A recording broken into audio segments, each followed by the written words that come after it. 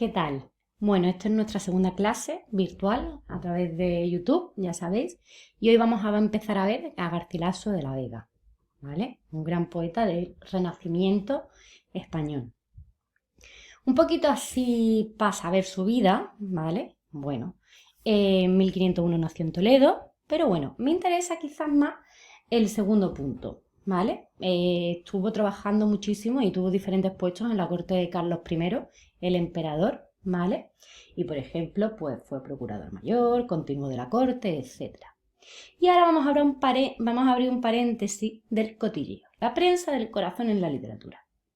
Bueno, resulta que se casa con Elena de Zúñiga. Pero claro, se casa con Elena de Zúñiga obligado en cierta medida por consejo del emperador. Claro, obviamente este casamiento pues obedecía, no era una razón de amor, sino que obedecía a unos intereses políticos y a unos intereses sociales, porque realmente él no la amaba. Al año de casarse con Elena de Zúñiga, se enamoró perdidamente de Isabel de Freire, que va a ser la Elisa de sus poemas. Va a ser una dama portuguesa, muy guapa, muy bella, como era lo típico en esta época, que acompañaba a la princesa Isabel. Este fue su gran amor, ¿vale? Isabel de Freire. Aunque ya sabéis que en esta época el amor, aunque fuera correspondido, no llegaban a... no era como lo conocemos habitualmente, ¿vale? Pues aunque existiese ese amor, solamente podían conversar discretamente para no mancillar la honra de la dama. ¿Os acordáis, no? Que era imposible que pudiesen llegar a buen término porque él estaba casado y ella también se casó. Además murió muy joven, en 1933, y su muerte le provocó un profundo dolor a Garcilaso de la Vega. Bueno, en el primer viaje que hace a Italia entró en contacto con el humanismo, que lo hemos visto en el tema anterior y a lo largo de este tema. Y bueno, y ahí es donde empieza pues a conocer las grandes innovaciones que se estaba realizando en la lírica italiana y petrarquista que nosotros conocemos. Sobre todo las innovaciones son en cuanto a los temas, el amor, concebido con esa naturaleza agridulce, los tópicos literarios de scriptio poelae, cogige virgum rosam, o las formas métricas que ya hemos estudiado, que era el endecasílabo y el soneto. ¿Qué ocurre? Que trabajando para el emperador Carlos I, pues fue desterrado. Volvemos a abrir paréntesis y una sección del cotilleo. ¿Por qué fue desterrado? Pues porque enfadó al emperador. Así de simple. ¿Y por qué lo enfadó? Muy sencillo. Garcilaso asistió a una boda secreta a la que el emperador se oponía. Él no quería que esas dos personas se casasen. Entonces, cuando descubrió que Garcilaso asistió a la boda como testigo, pues lo desterró a una localidad muy cerca del Danubio, a una isla, perdón, muy cerca del Danubio. Entonces, en este segundo viaje que realiza a Italia, es cuando ya asimila de verdad todas estas innovaciones de la lírica italiana y de la lírica petrarquista. Y entonces cuando empieza él a escribir su obra más admirada, la que nosotros nos vamos a encargar de estudiar a lo largo de este tema, ¿vale? Bueno, un poquito así en torno a la personalidad y la obra de Garcilaso de la Vega. Él encarnaba el prototipo del cortesano renacentista según Castiglioni. ¿Esto qué es? Lo dijimos en el tema anterior. Un hombre de armas, valeroso, y un hombre de letras, es decir, un hombre culto, un hombre elegante, un hombre que escribía poesía de amor a su amada. Y como él mismo decía en un texto que escribió, tomando ora la pluma, ora la espada. Es decir, el cortesano renacentista encarnaba a la perfección el hombre de armas y el hombre de letras. Se fusionaban, ¿vale? Su obra, así un poquito para que sepáis, es bastante breve. Tenemos La flor del nido, una epístola, 2 elegías, 3 églogas, 4 canciones, los 40 sonetos, que es precisamente en lo que nosotros nos vamos a centrar, y alguna muestra de poesía tradicional. Los sonetos, ya sabéis que los sonetos son 2 cuartetos y 2 tercetos con rima consonante y versos endecasílabos. Ya comentamos anteriormente que los sonetos fueron introducidos por el Marqués de Santillán en España, pero como todo primer intento, pues no eran demasiado buenos. Y ya Garcilaso de la Vega los asimila, los empieza a escribir y a trabajar con continuidad y produce los primeros sonetos en español que son dignos de elogiarse y de estudiarse. En cuanto a los temas de su obra, van a ser obviamente el amor neoplatónico, el amor ideal, la indiferencia de la dama, ya sabéis que ella se relaciona con los elementos fríos y que por lo tanto va a rechazar al amante. El dolor del amante, claro, obviamente, a nadie le gusta que le rechacen, entonces por lo tanto uno siente dolor. Y por otro lado, la antítesis, la contradicción entre la esperanza y la desesperanza. Esto lo hemos dicho mucho en clase. Cuando uno está enamorado y se cruza a la persona a la que ama, una mirada le abre todas las esperanzas y la alegría. Sin embargo, si al día siguiente se la vuelve a cruzar y no te guiña un ojo o no te mira, pues entonces eso nos causa cierto malestar. Es lo que siempre hemos dicho, la naturaleza agridulce del amor. Los sonetos. Los sonetos de Garcilaso la Vega, la gran mayoría de ellos, los 40, están dedicados a Isabel de Freire, a la que él llamará Elisa, ¿vale? Que es la persona de la que él está enamorado. En esto, precisamente, también imita a Petrarca, porque Petrarca le dedicaba todos sus sonetos a su amada, que era Laura. ¿Qué es lo que tienen en común? Pues este análisis de los sentimientos que provoca el amor no correspondido y la muerte de la amada, porque a ambos, tanto a Garcilaso como a Petrarca, se les murieron sus grandes amores, Isabel de Freire y Laura. Bueno, ya sabéis que la amada siempre se va a describir con unos pocos rasgos físicos, que es lo que hemos visto en la Descriptio Puellae: cabellos de oro, ojos negros, ojos azules, piel blanca, manos finas, mejillas sonrosadas, labios rojos. Y también van introduciendo poco a poco el mundo interior del poeta, es decir, sus sentimientos, que es lo que siente ante la belleza de la dama, ante las reacciones de ésta, el rechazo, y analizan todas esas sensaciones que produce la naturaleza agridulce del amor, tanto los sufrimientos como la alegría, ¿verdad? Siempre que estamos enamorados es una moneda que tiene dos caras. A veces estamos arriba muy felices y otras veces estamos abajo menos felices, por no decir tristes. Escribió unas églogas que no las vamos a ver, simplemente un poquito. Son unos poemas un poco más extensos que los sonetos, bastante más extensos, en los que hay unos pastorcitos que dialogan entre ellos, ¿vale? No vamos a ver mucho más de esta obra.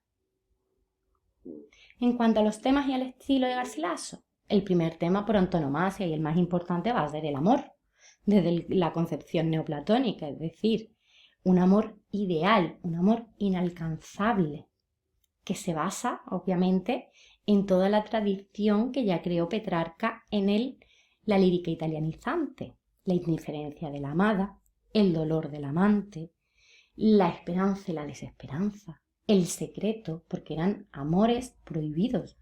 Todos estaban casados, entonces no podían tener amantes, por decirlo de alguna manera. ¿Vale? ¿Qué ocurre? Hay una cosa, un sentimiento o una sensación que nos transmite la obra de Garcilaso de la Vega, y es sobre todo la sensación de sinceridad. Nosotros cuando leemos a Garcilaso de la Vega realmente parece que estamos sintiendo lo mismo que él, porque realmente en su obra él está trasladando sus hechos biográficos, es decir, es un poquito, no podemos separar su amor por Isabel de Freire y sus composiciones literarias, ya que están dedicadas a la misma persona, que es Isabel, a su amada. Por lo tanto, ¿quién está sintiendo los sentimientos y ese amor?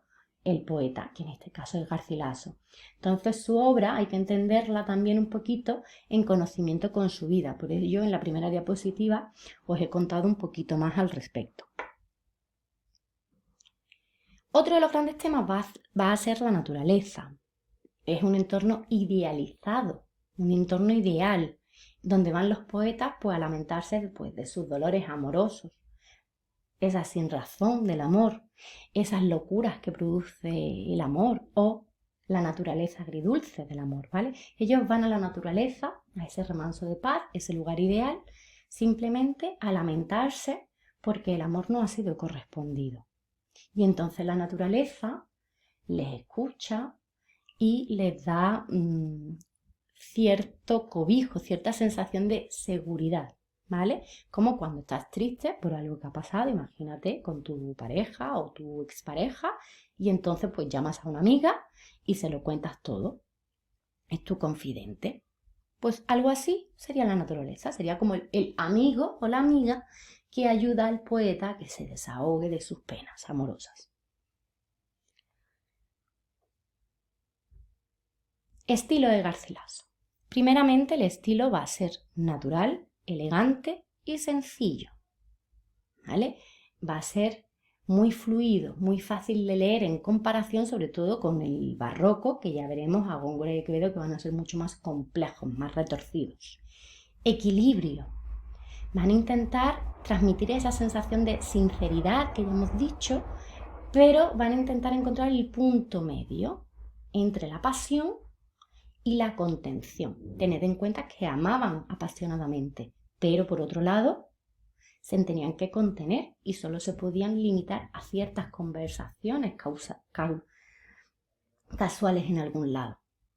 Y armonía. ¿Cómo se va a encontrar la armonía? Pues a través de estructuras simétricas en la repetición. Por ejemplo, os he señalado los paralelismos, ¿vale? Que crean el ritmo en la composición literaria. El tono de Garcilaso, ¿cómo es? Es dulce, triste y melancólico. Va a estar lleno y poblado de antítesis y de contradicciones, ¿vale? Dulce es prenda, el regalo que esperaba de la amada. Triste canto, triste y solitario día, cansados años.